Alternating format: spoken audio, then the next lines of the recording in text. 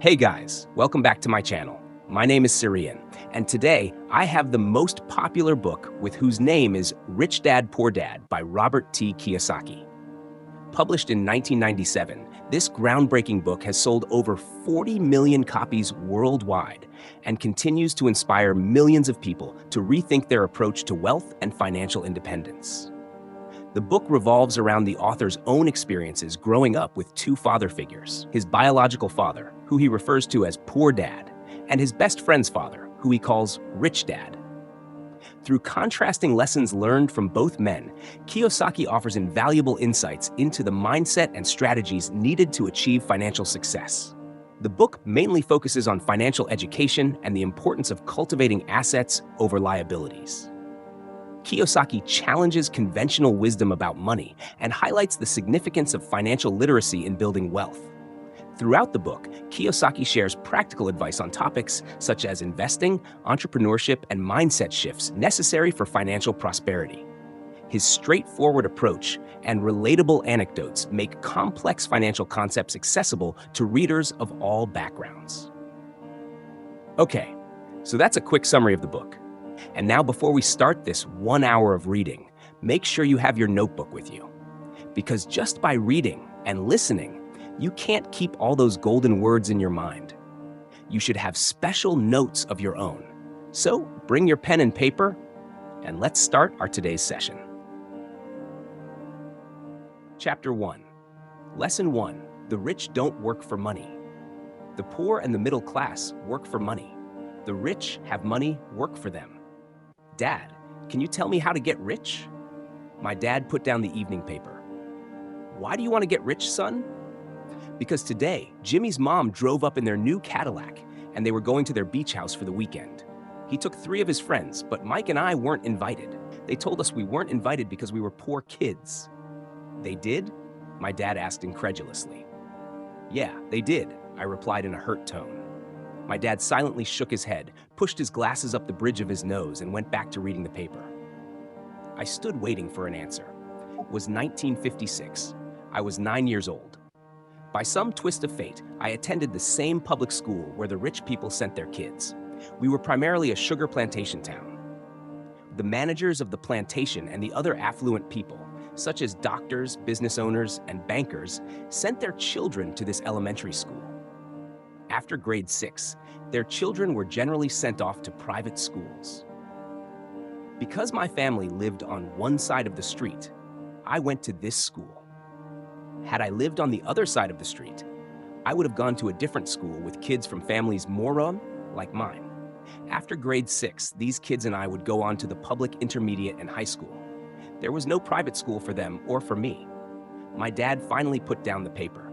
I could tell he was thinking. Well, son, he began slowly, if you want to be rich, you have to learn to make money. How do I make money? I asked. Well, use your head, son, he said, smiling. Even then I knew that really meant, that's all I'm going to tell you. Or, I don't know the answer, so don't embarrass me. A partnership is formed. The next morning I told my best friend Mike what my dad had said. As best as I could tell, Mike and I were the only poor kids in this school. Mike was also in this school by a twist of fate. Someone had drawn a jog in the line for the school district, and we wound up in school with the rich kids. We weren't really poor, but we felt as if we were because all the other boys had new baseball gloves, new bicycles, new everything. Mom and Dad provided us with the basics, like food, shelter, and clothes. But that was about it. My dad used to say, if you want something, work for it. We wanted things, but there was not much work available for 9-year-old boys. So what do we do to make money? Mike asked. I don't know, I said, but do you want to be my partner?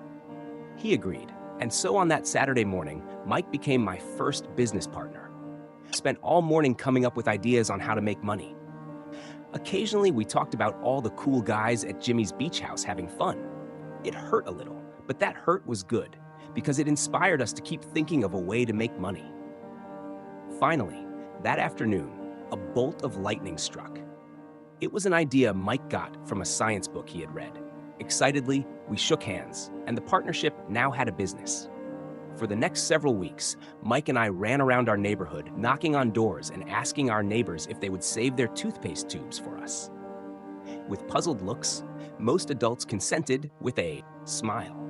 Some asked us what we were doing, to which we replied, "We can't tell you. It's a business secret." My mom grew distressed as the weeks wore on. We had selected a site next to her washing machine as the place we would stockpile our raw materials. In a brown cardboard box that at one time held catsup bottles, our little pile of used toothpaste tubes began to grow. Finally, my mom put her foot down. The sight of her neighbor's messy, crumpled used toothpaste tubes had gotten to her. "What are you boys doing?" she asked. "And I don't want to hear again that it's a business secret. Do something with this mess, or I'm going to throw it out." Mike and I pleaded and begged, explaining that we would soon have enough, and then we would begin production. We informed her that we were waiting on a couple of neighbors to finish their toothpaste so we could have their tubes. Mom granted us a 1-week extension. The date to begin production was moved up, and the pressure was on. My first partnership was already being threatened with an eviction notice by my own mom. It became Mike's job to tell the neighbors to quickly use up their toothpaste, saying their dentist wanted them to brush more often anyway. I began to put together the production line. One day, my dad drove up with a friend to see 2 9-year-old boys in the driveway with a production line operating it. There was fine white powder everywhere. On a long table were small milk cartons from school, and our family's hibachi grill was glowing with red-hot coals at maximum heat. Dad walked up cautiously, having to park the car at the base of the driveway since the production line blocked the carport.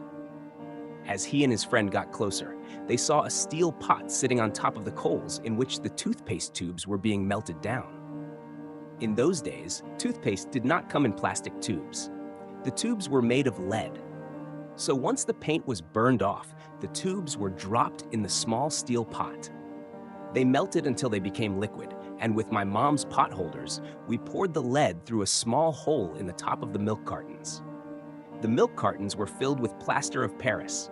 White powder was everywhere.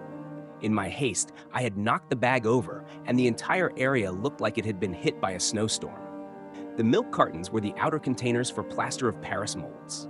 My dad and his friend watched as we carefully poured the molten lead through a small hole in the top of the plaster of Paris cube. "Careful," my dad said. I nodded without looking up. Finally, once the pouring was through, I put the steel pot down and smiled at my dad. "What are you boys doing?" he asked with a cautious smile. "We're doing what you told me to do. We're going to be rich," I said. "Yup," said Mike, grinning and nodding his head. "We're partners." "And what is in those plaster molds?" my dad asked. "Watch," I said. "This should be a good batch." With a small hammer, I tapped at the seal that divided the cube in half. Cautiously, I pulled up the top half of the plaster mold, and a lead nickel fell out. "Oh no," my dad exclaimed. "You're casting nickels out of lead." "That's right," Mike said. "We're doing as you told us to do. We're making money." My dad's friend turned and burst into laughter. My dad smiled and shook his head. Along with a fire and a box of spent toothpaste tubes, in front of him were 2 little birds with white dust smiling from ear to ear. He asked us to put everything down and sit with him on the front step of our house. With a smile, he gently explained what the word counterfeiting meant. Our dreams were dashed. "You mean this is illegal?"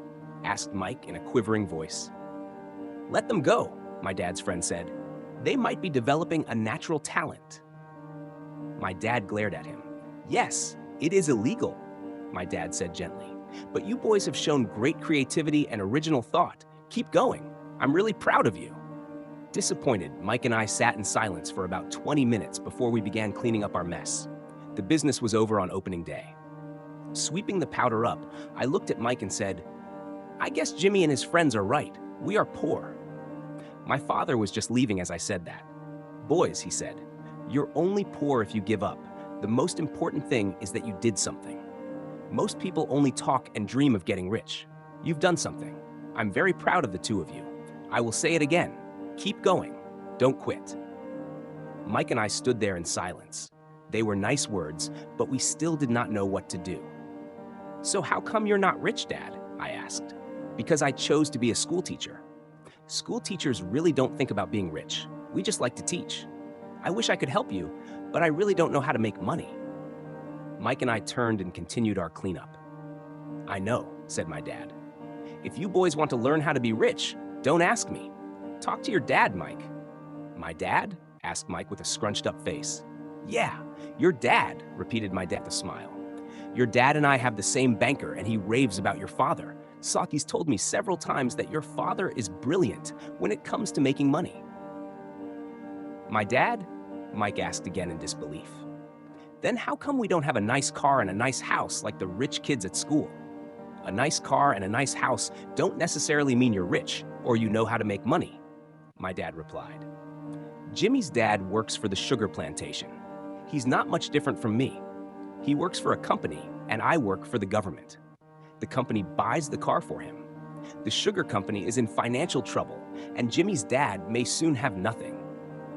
Your dad is different, Mike. He seems to be building an empire, and I suspect in a few years he will be a very rich man. With that, Mike and I got excited again. With new vigor, we began cleaning up the mess caused by our now defunct first business. As we were cleaning, we made plans for how and when to talk to Mike's dad. The problem was that Mike's dad worked long hours and often did not come home until late. His father owned warehouses, a construction company, a chain of stores, and 3 restaurants. It was the restaurants that kept him out late. Mike caught the bus home after we had finished cleaning up. He was going to talk to his dad when he got home that night and ask him if he would teach us how to become rich. Mike promised to call as soon as he had talked to his dad, even if it was late. The phone rang at 8:30 p.m. Okay, I said. Next Saturday. I put the phone down. Mike's dad had agreed to meet with us. On Saturday, I caught the 7:30 a.m. bus to the poor side of town. The lessons begin. Mike and I met with his dad that morning at 8 o'clock. He was already busy, having been at work for more than an hour. His construction supervisor was just leaving in his pickup truck as I walked up to his simple, small, and tidy home. Mike met me at the door. Dad's on the phone, and he said to wait on the back porch, Mike said as he opened the door. The old wooden floor creaked as I stepped across the threshold of the aging house. There was a cheap mat just inside the door. The mat was there to hide the years of wear from countless footsteps that the floor had supported. Although clean, it needed to be replaced. I felt claustrophobic as I entered the narrow living room that was filled with old, musty, overstuffed furniture that today would be collector's items. Sitting on the couch were 2 women, both a little older than my mom. Across from the women sat a man in workman's clothes. He wore khaki slacks and a khaki shirt, neatly pressed but without starch, and polished work boots. He was about 10 years older than my dad. They smiled as Mike and I walked past them toward the back porch. I smiled back shyly. Who are those people? I asked. Oh, they work for my dad. The older man runs his warehouses, and the women are the managers of the restaurants. And as you arrived, you saw the construction supervisor who is working on a road project about 50 miles from here. His other supervisor, who is building a track of houses, left before you got here. Does this go on all the time? I asked. Not always, but quite often, said Mike, smiling as he pulled up a chair to sit down next to me. I asked my dad if he would teach us to make money, Mike said. Oh, and what did he say to that? I asked with cautious curiosity. Well, he had a funny look on his face at first, and then he said he would make us an offer. Oh, I said, rocking my chair back against the wall. I sat there perched on 2 rear legs of the chair. Mike did the same thing. Do you know what the offer is? I asked. No, but we'll soon find out. Suddenly, Mike's dad burst through the rickety screen door and onto the porch. Mike and I jumped to our feet, not out of respect, but because we were startled. Ready, boys? He asked as he pulled up a chair to sit down with us. We nodded our heads as we pulled our chairs away from the wall to sit in front of him. He was a big man, about 6 feet tall and 200 pounds. My dad was taller, about the same weight, and 5 years older than Mike's dad. They sort of looked alike, though not of the same ethnic makeup. Maybe their energy was similar. Mike says you want to learn to make money? Is that correct, Robert?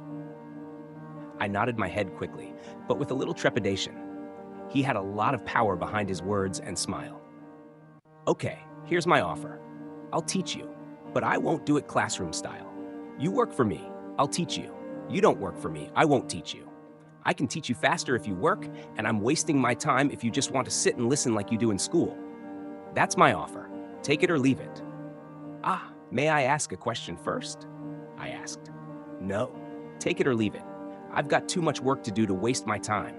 If you can't make up your mind decisively, then you'll never learn to make money anyway. Opportunities come and go. Being able to know when to make quick decisions is an important skill. You have the opportunity that you asked for. School is beginning, or it's over in 10 seconds, Mike's dad said with a teasing smile. Take it, I said. Take it, said Mike. Good, said Mike's dad. Mrs. Martin will be by in 10 minutes. After I'm through with her, you'll ride with her to my superette, and you can begin working.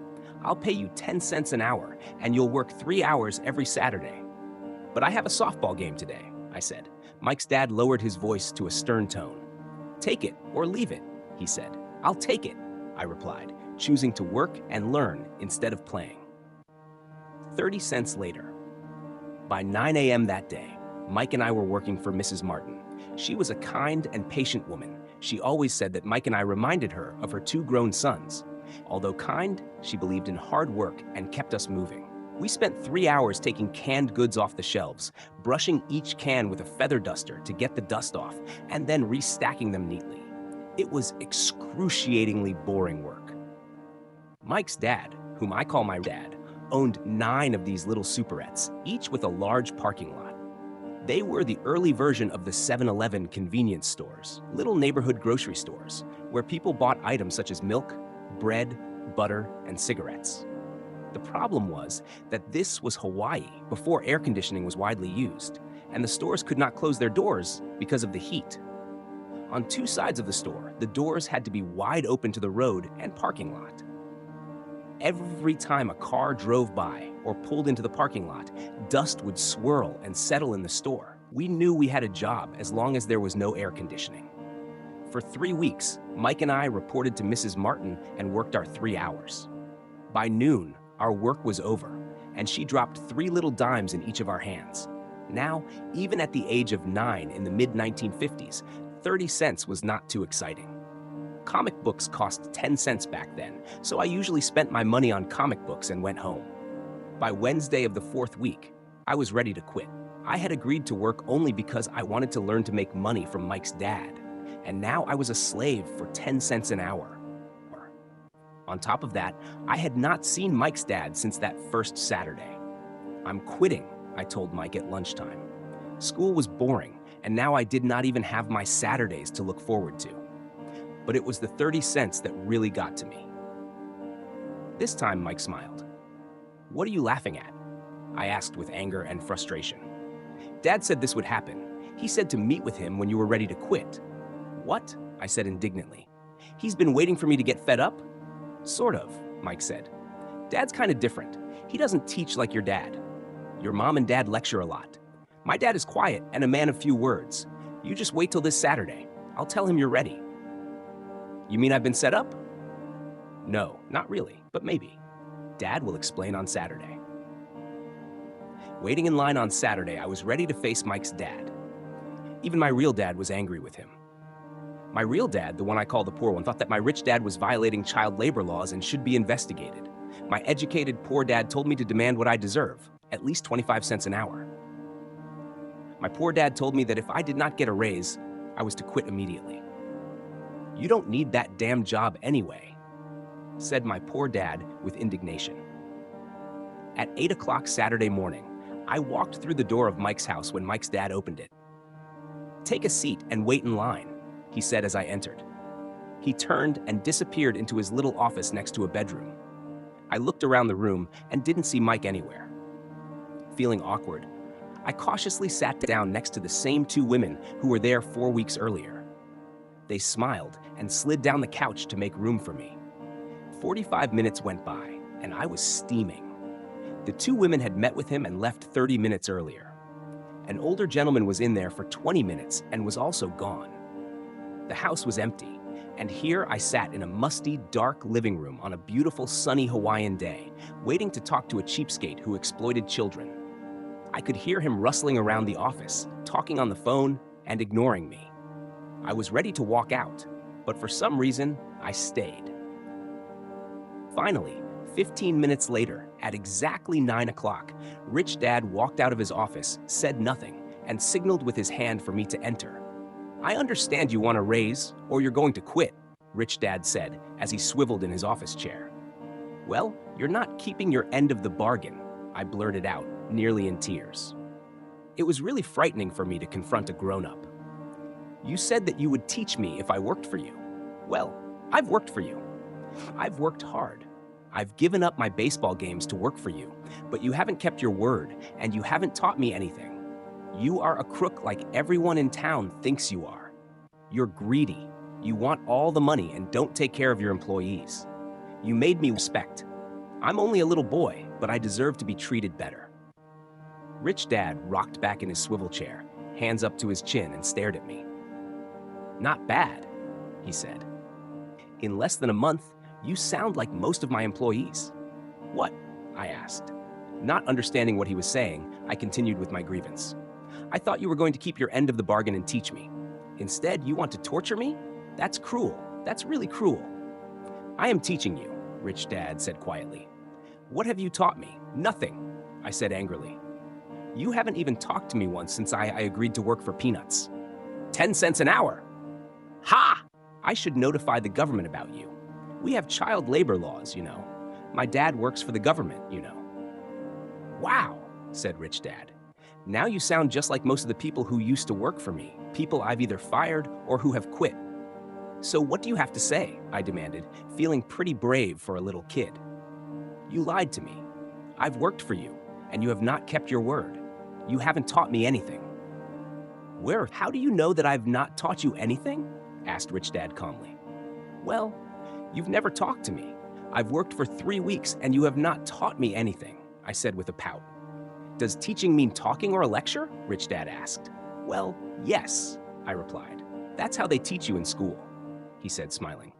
"But that is not how life teaches you, and I would say that life is the best teacher of all. Most of the time, life does not talk to you. It just sort of pushes you around. Each push is life saying, 'Wake up, there's something I want you to learn.'" What is this man talking about? I asked myself silently. Life pushing me around was life talking to me? Now I knew I had to quit my job. I was talking to someone who needed to be locked up. If you learn life's lessons, you will do well. If not, life will just continue to push you around. People do two things. Some just let life push them around. Others get angry and push back.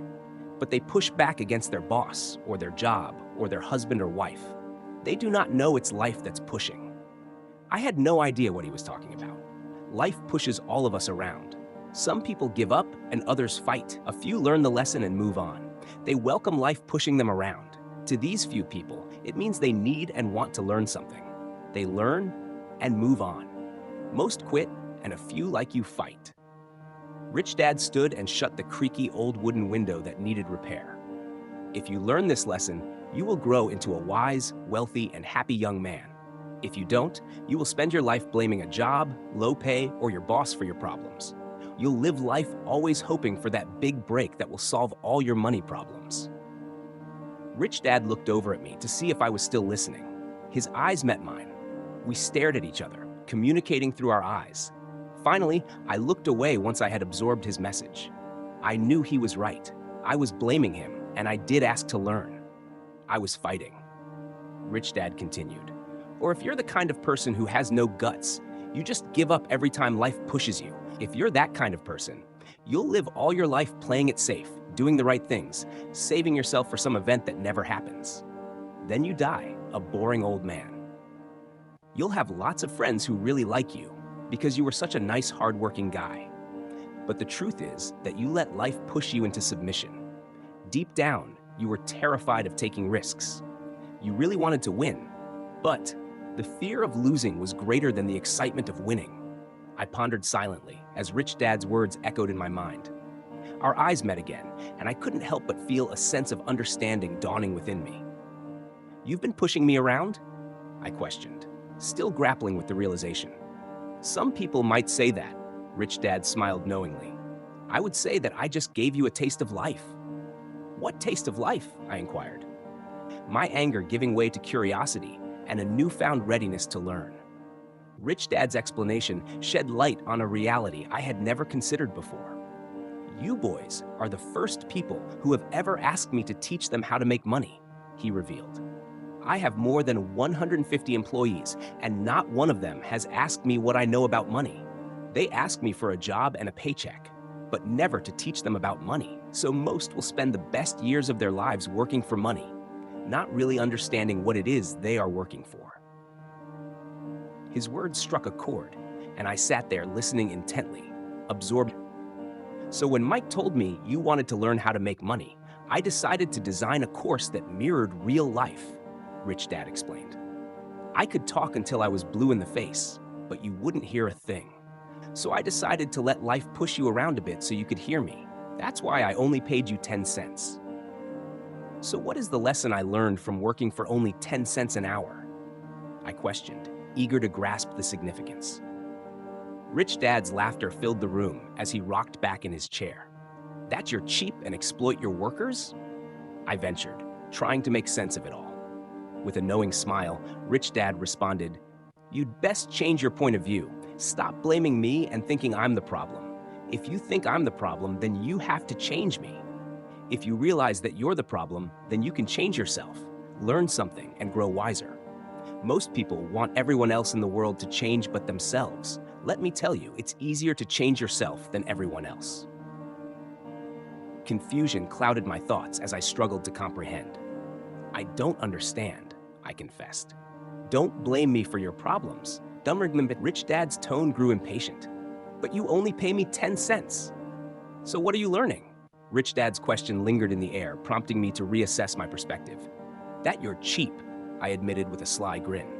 See, you think I'm the problem? Said Rich Dad, driving home the truth. But you are, dude.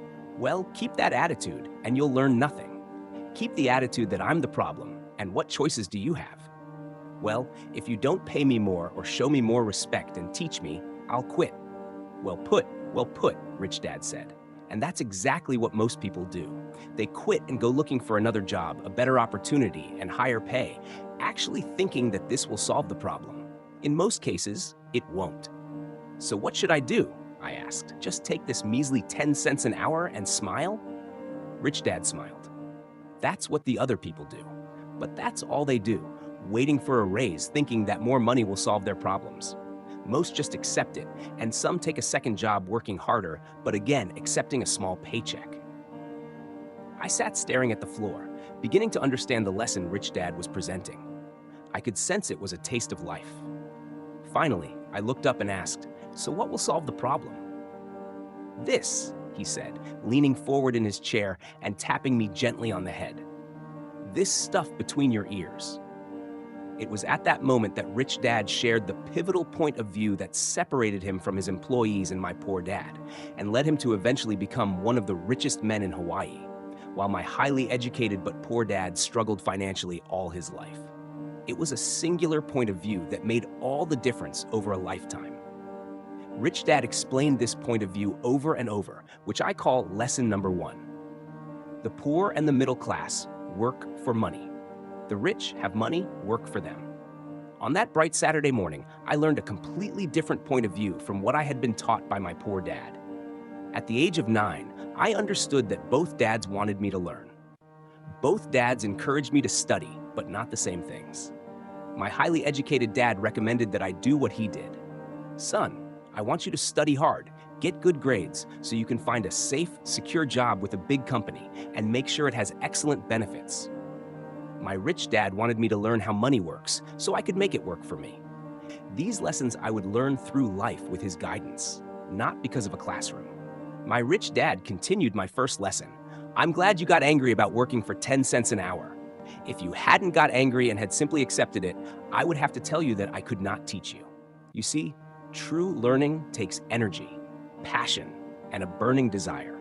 Anger is a big part of that formula, for passion is anger and love combined.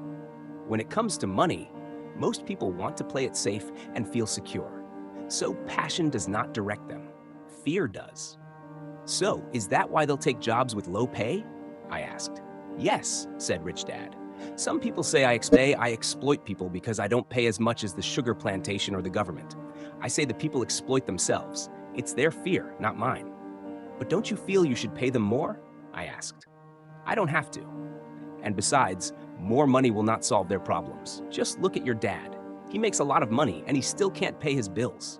Most people, given more money, only get into more debt. So that's why the 10 cents an hour, I said, smiling. It's a part of the lesson. That's right, smiled Rich Dad. You see, your dad went to school and got an excellent education, so he could get a high-paying job. But he still has money problems because he never learned anything about money in school. On top of that, he believes in working for money. And you don't? I asked. No, not really, said Rich Dad. If you want to learn to work for money, then stay in school. That is a great place to learn to do that. But if you want to learn how to have money work for you, then I will teach you that. But only if you want to learn. Wouldn't everyone want to learn that? I asked. No, said Rich Dad, simply because it's easier to learn to work for money, especially if fear is your primary emotion when the subject of money is discussed.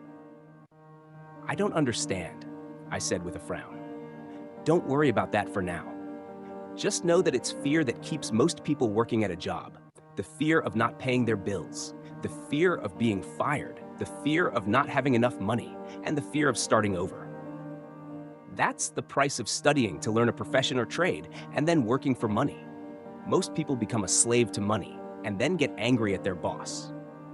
Learning to have money work for you is a completely different course of study? I asked. Absolutely, Rich Dad answered. Absolutely. We sat in silence on that beautiful Hawaiian Saturday morning. My friends had just started their Little League baseball game, but for some reason, I was now thankful I had decided to work for 10 cents an hour. I sensed that I was about to learn something my friends wouldn't learn in school.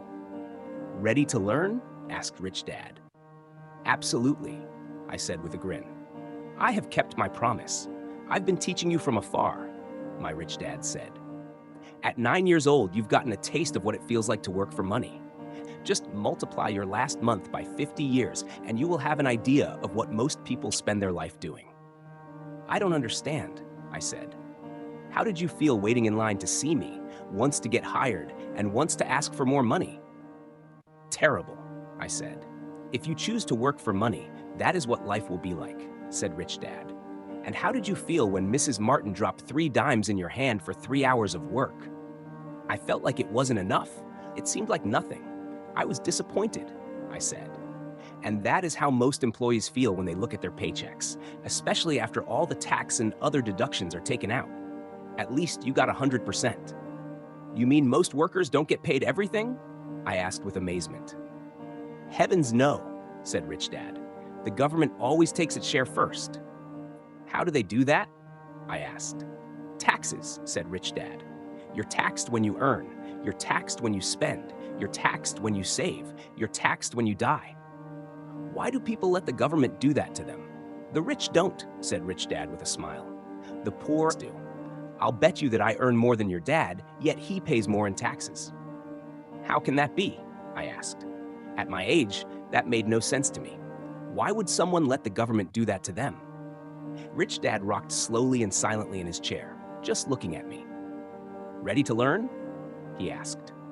I nodded my head slowly. As I said, there is a lot to learn. Learning how to have money work for you is a lifetime study. Most people go to college for 4 years and their education ends. I already know that my study of money will continue over my lifetime, simply because the more I find out I need to know. Most people never study the subject. They go to work, get their paycheck, balance their checkbooks, and that's it. Then they wonder why they have money problems. They think that more money will solve the problem and don't realize that it's their lack of financial education that is the problem. So my dad has tax problems because he doesn't understand money? I asked, confused. Look, said Rich Dad, taxes are just one small section on learning how to have money work for you. Today, I just wanted to find out if you still have the passion to learn about money. Most people don't. They want to go to school, learn a profession, have fun at their work, and earn lots of money. One day they wake up with big money problems, and then they can't stop working. That's the price of only knowing how to work for money instead of studying how to have money work for you. So, do you still have the passion to learn? Asked Rich Dad. I nodded my head. Good, said Rich Dad. Now get back to work. This time, I will pay you nothing. What? I asked in amazement. You heard me. Nothing. You will work the same 3 hours every Saturday, but this time you will not be paid 10 cents per hour. You said you wanted to learn to not work for money, so I'm not going to pay you anything. I couldn't believe what I was hearing. I've already had this conversation with Mike, and he's already working, dusting and stacking canned goods for free. You'd better hurry and get... That's not fair, I shouted. You've got to pay something. You said you wanted to learn. If you don't learn this now, you'll grow up to be like the two women and the older man sitting in my living room, working for money and hoping I don't fire them. Or like your dad, earning lots of money only to be in debt up to his eyeballs, hoping more money will solve the problem. If that's what you want, I'll go back to our original deal of 10 cents an hour. Or you can do what most adults do, complain that there is not enough pay, quit, and go looking for another job. But what do? I asked. Rich Dad tapped me on the head. Use this, he said. If you use it well, you will soon thank me for giving you an opportunity, and you will grow into a rich man. I stood there, still not believing what a raw deal I was handed. I came to ask for a raise, and somehow I was instead working for nothing. Rich Dad tapped me on the head again and said, use this. Now get out of here and get back to work. Lesson number 1. The rich don't work for money. I didn't tell my poor dad I wasn't being paid. He wouldn't have understood, and I didn't want to try to explain something I didn't understand myself. For 3 more weeks, Mike and I worked 3 hours every Saturday for nothing. The work didn't bother me, and the routine got easier. But it was the missed baseball games and not being able to afford to buy a few comic books that got to me. Rich Dad stopped by at noon on the 3rd week. We heard his truck pull up in the parking lot and sputter when the engine was turned off. He entered the store and greeted Mrs. Martin with a hug after finding out how things had. We're going in the store. He reached into the ice cream freezer, pulled out 2 bars, paid for them, and signaled to Mike and me. Let's go for a walk, boys. We crossed the street, dodging a few cars, and walked across a large grassy field where a few adults were playing softball. Sitting down at a lone picnic table, he handed Mike and me the treats. How's it going, boys? Okay, Mike said. I nodded in agreement. Learn anything yet? Rich Dad asked. Mike and I looked at each other, shrugged our shoulders, and shook our heads in unison, avoiding one of life's biggest traps. Well, you boys had better start thinking. You're staring at one of life's biggest lessons. If you learn it, you'll enjoy a life of great freedom and security. If you don't, you'll wind up like Mrs. Martin and most of the people playing softball in this park. They work very hard for little money, clinging to the illusion of job security and looking forward to a 3-week vacation each year and maybe a skimpy pension after 45 years of service. If that excites you, I'll give you a raise to 25 cents an hour. But these are good, hard-working people. Are you making fun of them? I demanded. A smile came over Rich Dad's face. Mrs. Martin is like a mother to me. I would never be that cruel. I may sound unkind because I'm doing my best to point something out to the two of you. I want to expand your point of view so you can see something most people never have the benefit of seeing because their vision is too narrow. Most people never see the trap they are in. Mike and I sat there, uncertain of his message. He sounded cruel, yet we could sense he was trying to drive home a point. With a smile, Rich Dad said, "Doesn't that 25 cents an hour sound good? Doesn't it make your heart beat a little faster?" I shook my head no, but it really did. 25 cents an hour would be big bucks to me. "Okay, I'll pay you $1 an hour," Rich Dad said with a sly grin. Now my heart started to race. My brain was screaming, "Take it, take it." I could not believe what I was hearing. Still, I said nothing. "Okay, $2 an hour." My little brain and heart nearly exploded. After all, it was 1956, and being paid $2 an hour would have made me the richest kid in the world. I couldn't imagine earning that kind of money. I wanted to say yes. I wanted the deal. I could picture a new bicycle, new baseball glove, and the adoration of my friends when I flashed some cash. On top of that, Jimmy and his rich friends could never call me poor again. But somehow, my mouth stayed shut. The ice cream had melted and was running down my hand. Rich Dad was looking at two boys staring back at him, eyes wide open and brains empty. He was testing us, and he knew there was a part of our emotions that wanted to take the deal.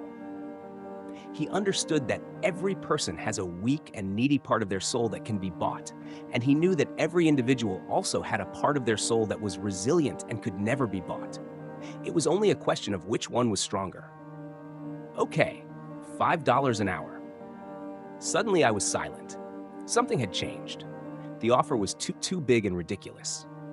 Not many grown-ups in 1956 made more than that, but quickly my temptation disappeared, and calm set in.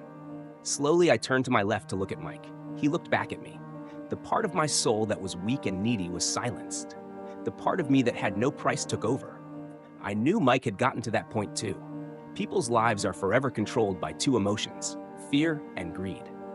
Good, Rich Dad said softly. Most people have a price, and they have a price because of human emotions named fear and greed. First, the fear of Mike being without money motivates us to work hard. And then once we get that paycheck, greed or desire starts us thinking about all the wonderful things money can buy. The pattern is then set. What pattern? I asked. The pattern of get up, go to work, pay bills. Get up, go to work, pay bills. People's lives are forever controlled by two emotions, fear and greed. Offer them more money, and they continue the cycle by increasing their spending. This is what I call the rat race. There is another way, Mike asked. Yes, said Rich Dad slowly, but only a few people find it. And what is that way? Mike asked. That's what I hope you boys will learn as you work and study with me. That is why I took away all forms of pay. Any hints? Mike asked. We're kind of tired of working hard, especially for nothing. Well, the first step is telling the truth, said Rich Dad. We haven't been lying, I said. I did not say you were lying. I said to tell the truth, Rich Dad retorted. The truth about what? I asked. How you're feeling, Rich Dad said. You don't have to say it to anyone else. Just admit it to yourself. You mean the people in this park? The people who work for you, Mrs. Martin? They don't do that? I asked. I doubt it, said Rich Dad. Instead, they feel the fear of not having money. They don't confront it logically. They react emotionally instead of using their heads, Rich Dad said. Then, they get a few bucks in their hands, and again, the emotions of joy, desire, and greed take over. And again, they react instead of think. So their emotions control their brain, Mike said. That's correct, said Rich Dad. Instead of admitting the truth about how they feel, they react to their feelings and fail to think. They feel the fear, so they go to work, hoping that money will soothe the fear, but it doesn't. It continues to haunt them, and they return to work, hoping again that money will calm their fears, and again it doesn't. Fear keeps them in this trap of working, earning money, working, earning money, hoping the fear will go away. But every day they get up, and that old fear wakes up with them. For millions of people, that old fear keeps them awake all night, causing a night of turmoil and worry. So they get up and go to work, hoping that a paycheck will kill that fear gnawing at their soul. Money is running their lives, and they refuse to tell the truth about that. Money is in control of their emotions and their souls. Rich Dad sat quietly, letting his words sink in. Mike and I heard what he said, but didn't understand fully what he was talking about. I just knew that I often wondered why grown-ups hurried off to work. It did not seem like much fun, and they never looked that happy, but something kept them going. Realizing we had absorbed as much as possible of what he was talking about, Rich Dad said, I want you boys to avoid that trap. That is really what I want to teach you. Not just to be rich, because being rich does not solve the problem. It doesn't? I asked, surprised. No, it doesn't. Let me explain the other emotion. Desire. Some call it greed, but I prefer desire.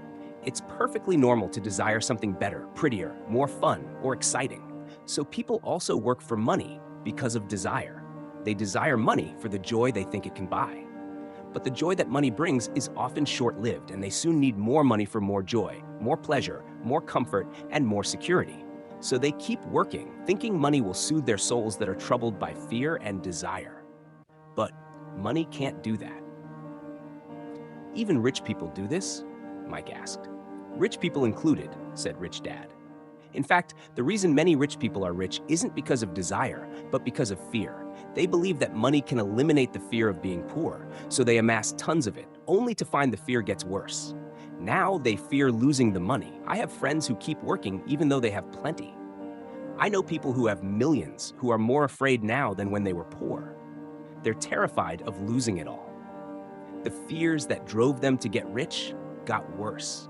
That weak and needy part of their soul is actually screaming louder. They don't want to lose the big houses, the cars, and the high life money has bought them. They worry about what their friends would say if they lost all their money. Many are emotionally desperate and neurotic, although they look rich and have more money.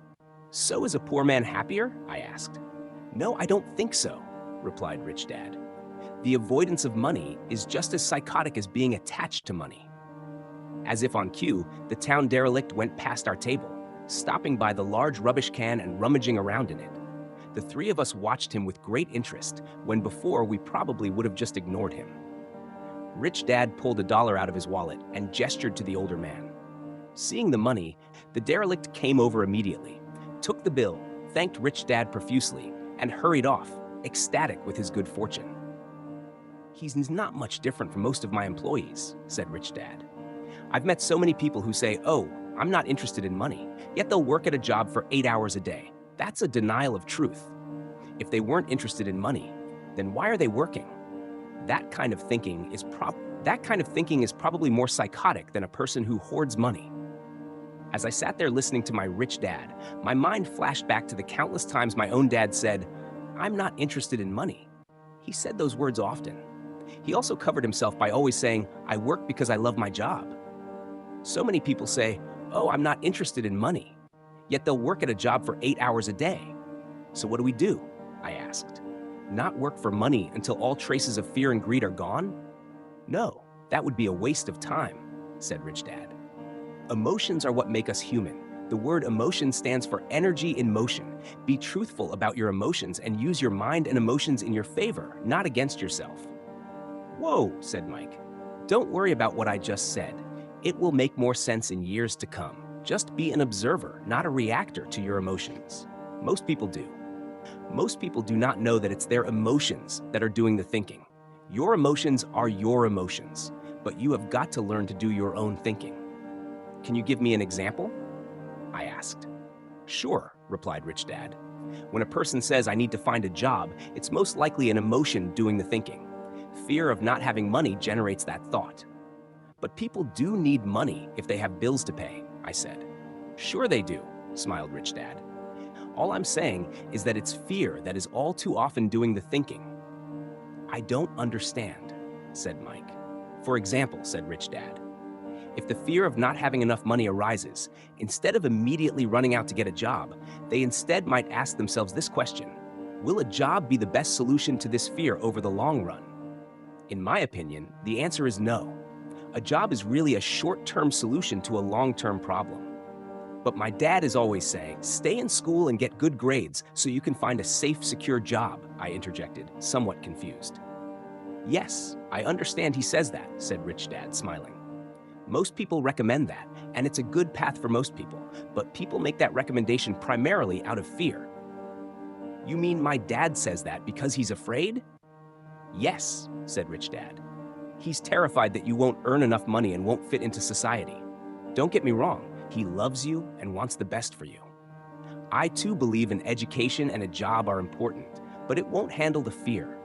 You see, that same fear that makes him get up in the morning to earn a few bucks is the fear that is causing him to be so fanatical about your going to school. So what do you recommend? I asked. I want to teach you to master the power of money instead of being afraid of it.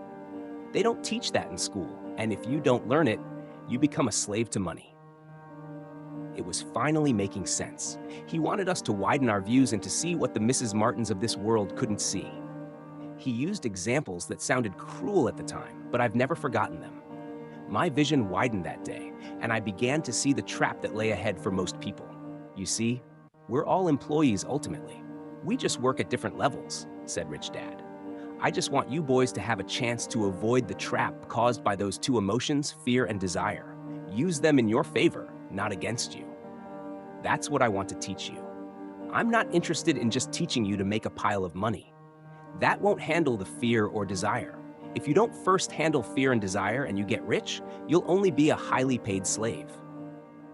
So how do we avoid the trap? I asked. The main cause of poverty or financial struggle is fear and ignorance, not the economy, or the government, or the rich. It's self-inflicted fear and ignorance that keep people trapped.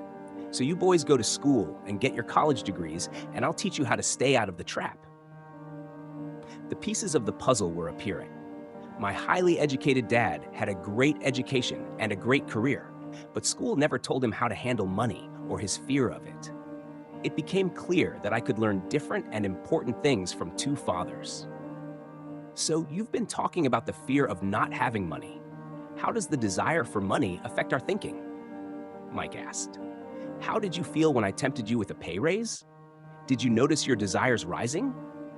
We nodded our heads. By not giving in to your emotions, you were able to delay your reactions and think. That is important. We will always have emotions of fear and greed. From here on in, it's imperative for you to use those emotions to your advantage, and for the long term, to not let your emotions control your thinking. Most people use fear and greed against themselves. That's the start of ignorance. Most people live their lives chasing paychecks, pay raises, and job security because of the emotions of desire and fear, not really questioning where those emotion-driven thoughts are leading them. It's just like the picture of a donkey dragging a cart with its owner dangling a carrot just in front of its nose. The donkey's owner may be going where he wants to, but the donkey is chasing an illusion. Tomorrow, there will only be another carrot for the donkey. You mean the moment I picture a new baseball glove, candy, and toys? That's like a carrot to a donkey? Mike asked. Yes, and as you get older, your toys get more expensive. A new car, a boat, and a big house to impress your friends, said Rich Dad with a smile. Fear pushes you out the door, and desire calls to you. That's the trap. So what's the answer? Mike asked. What intensifies fear and desire is ignorance. That is why rich people with lots of money often have more fear the richer they get. Money is the carrot, the illusion. If the donkey could see the whole picture, it might rethink its choice to chase the carrot. Rich Dad went on to explain that a human's life is a struggle between ignorance and illumination. He explained that once a person stops searching for information and self-knowledge, ignorance sets in. That struggle is a moment-to-moment decision, to learn to open or close one's mind. Look, school is very important. You go to school to learn a skill or profession, to become a contributing member of society. Every culture needs teachers, doctors, artists, cooks, business people, police officers, firefighters, and soldiers. Schools train them so society can thrive and flourish, said Rich Dad. Unfortunately, for many people, school is the end, not the beginning. There was a long silence. Rich Dad was smiling. I didn't comprehend everything he said that day, but as with most great teachers, his words continued to teach for years. I've been a little cruel today, said Rich Dad, but I want you to always remember this talk. I want you to always think of Mrs. Martin, and I want you always to remember that donkey. Never forget that fear and desire can lead you into life's biggest trap if you're not aware of them controlling your thinking. To spend your life living in fear. Never exploring your dreams is cruel. To work hard for money, thinking that it will buy you things that will make you happy, is also cruel. To wake up in the middle of the night terrified about paying bills is a horrible way to live. To live a life dictated by the size of a paycheck is not really living a life. Thinking that a job makes you secure is lying to yourself. That's cruel, and that's the trap I want you to avoid. I've seen how money runs people's lives. Don't let that happen to you. Please don't let money run your life. A softball rolled under our table. Rich Dad picked it up and threw it back. So what does ignorance have to do with greed and fear? I asked. Because it is ignorance about money that causes so much greed and fear, said Rich Dad. Let me give you some examples. A doctor, wanting more money to better provide for his family, raises his fees. By raising his fees, it makes healthcare more expensive for everyone. It hurts the poor people the most, so they have worse health than those with money. Because the doctors raise their fees, the attorneys raise their fees. Because the attorneys' fees have gone up, school teachers want a raise, which raises our taxes, and on and on and on. Soon there will be such a horrifying gap between the rich and the poor that chaos will break out and another great civilization will collapse. History proves that great civilizations collapse when the gap between the haves and have-nots is too great. Sadly, America is on that same course because we haven't learned from history. We only memorize historical dates and names, not the lesson. Aren't prices supposed to go up? I asked. In an educated society with a well-run government, prices should actually come down. Of course, that is often only true in theory. Prices go up because of greed and fear caused by ignorance. If schools taught people about money, there would be more money and lower prices. But schools focus only on teaching people to work for money, not how to harness money's power. But don't we have business schools? Mike asked. And haven't you encouraged me to go for my MBA? Yes, said Rich Dad. But all too often, business schools train employees to become sophisticated bean counters. Heaven forbid a bean counter takes over a business. All they do is look at the numbers, fire people, and kill the business. I know this because I hire bean counters. All they think about is cutting costs and raising prices, which cause more problems. Bean counting is important. I wish more people knew it, but it too is not the whole picture, added Rich Dad angrily. So is there an answer? Asked Mike. Yes, said Rich Dad. Learn to use your emotions to think, not think with your emotions. When you boys mastered your emotions by agreeing to work for free, I knew there was hope. When you again resisted your emotions when I tempted you with more money, you were again learning to think in spite of being emotionally charged. That's the first step. Why is that step so important? I asked. Well, that's up to you to find out. If you want to learn, I'll take you boys into the Briar Patch, a place almost everyone else avoids. If you go with me, you'll let go of the idea of working for money and instead learn to have money work for you. And what will we get if we go with you? What if we agree to learn from you? What will we get? I asked. The same thing Brer Rabbit got, said Rich Dad, referring to the classic children's story. Is there a Briar Patch? I asked. Yes, said Rich Dad. The Briar Patch is our fear and greed. Confronting fear, weaknesses, and neediness by choosing our own thoughts is the way out. Choosing our thoughts? Mike asked, puzzled. Yes, choosing what we think rather than reacting to our emotions. Instead of just getting up and going to work because not having the money to pay your bills is scaring you, ask yourself, is working harder at this the best solution to this problem? Most people are too afraid to rationally think things through and instead run out the door to a job they hate. The tar baby is in control. That's what I mean by choosing your thoughts. And how do we do that? Mike asked. That's what I will teach you. I'll teach you to have a choice of thoughts rather than a knee-jerk reaction, like gulping down your morning coffee and running out the door. Remember what I said before. A job is only a short-term solution to a long-term problem. Most people have only one problem in mind, and it's short-term. It's the bills at the end of the month. The tar baby. Money controls their lives, or should I say the fear and ignorance about money controls it. So they do as their parents did. They get up every day and go work for money, not taking the time to ask the question, is there another way? Their emotions now control their thinking, not their heads. Can you tell the difference between emotions thinking and the head thinking? Mike asked. Oh, yes. I hear it all the time, said Rich Dad. I hear things like, well, everyone has to work, or the rich are crooks, or I'll get another job, I deserve this raise, you can't push me around. Or, I like this job because it's secure. No one asks, is there something I'm missing here? Which would break through the emotional thought and give you time to think clearly. As we headed back to the store, Rich Dad explained that the rich really did make money. They did not work for it. He went on to explain that when Mike and I were casting 5-cent pieces out of lead, thinking we were making money, we were very close to thinking the way the rich think. The problem was that creating money is legal for the government and banks to do, but illegal for us to do. There are legal ways to create money from nothing, he told us. Rich Dad went on to explain that the rich know that money is an illusion, truly like the carrot for the donkey. It's only out of fear and greed that the illusion of money is held together by billions of people that money is real. It's not. Money is really made up. It is only because of the illusion of confidence and the ignorance of the masses that this house of cards stands. He talked about the gold standard that America was on, and that each dollar bill was actually a silver certificate.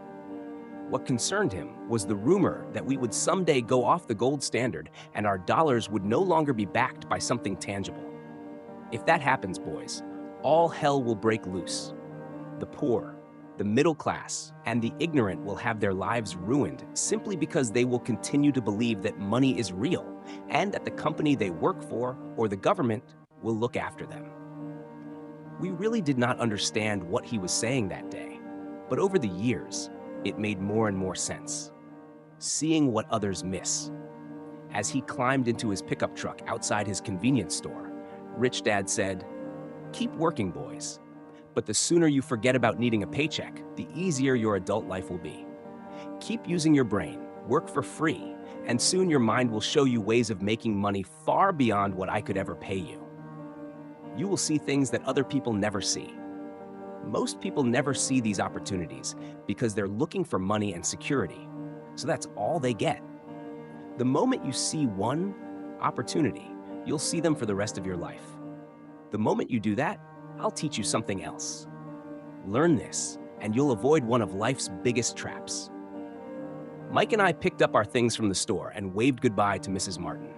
We went back to the park, to the same picnic bench, and spent several more hours thinking and talking. We spent the next week at school thinking and talking too. For 2 more weeks, we kept thinking, talking, and working for free. At the end of the second Saturday, I was again saying goodbye to Mrs. Martin and looking at the comic book stand with a longing gaze. The hard thing about not even getting 30 cents every Saturday was that I didn't have any money to buy comic books.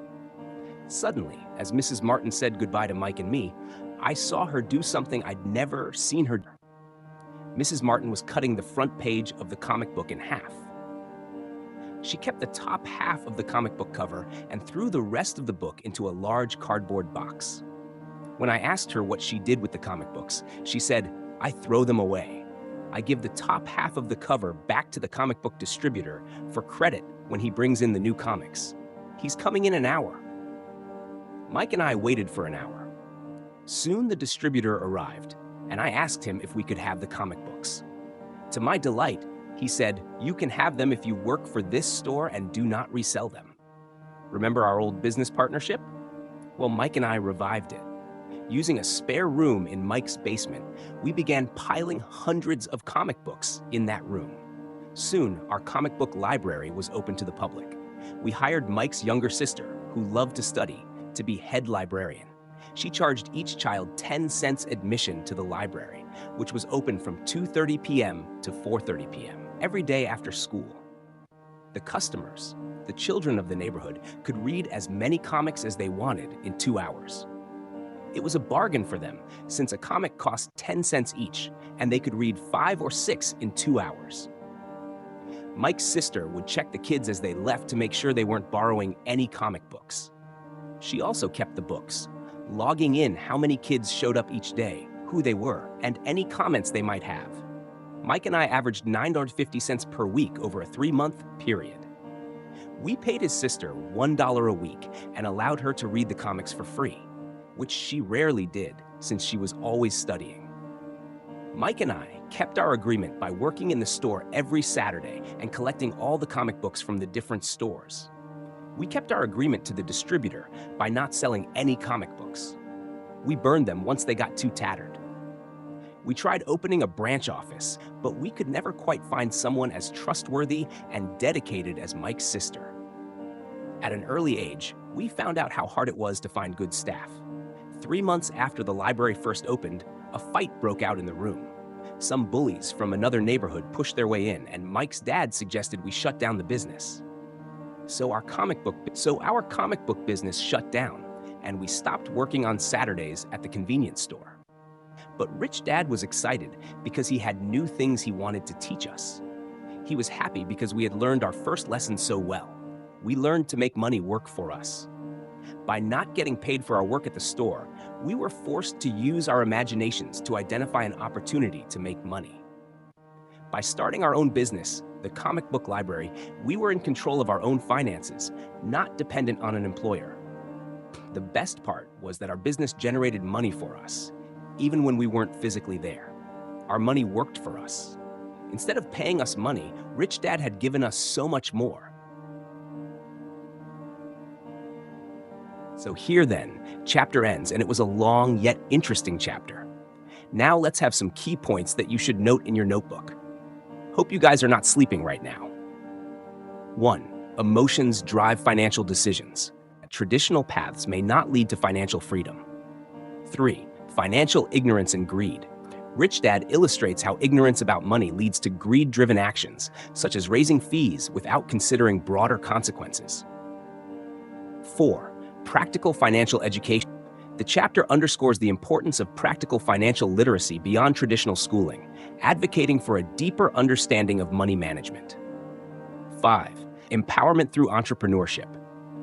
Through personal experiences, the author learns the value of entrepreneurship and leveraging creativity to generate income independently, highlighting the importance of taking control of one's financial destiny. So here, let us end today's sessions. I hope I was able to add value to your life with my simple voiceover.